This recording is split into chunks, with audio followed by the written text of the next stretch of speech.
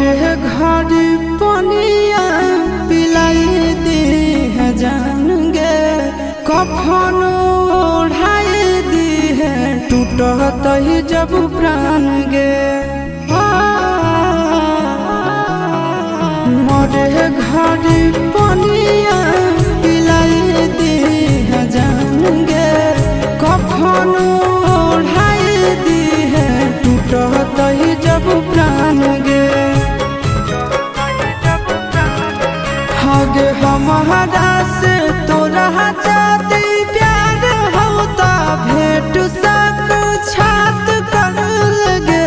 हगे सोनाया रावा हो भरती पाटनवा में आके मुलाकात कर लगे। हगे सोनाया रावा हो भरती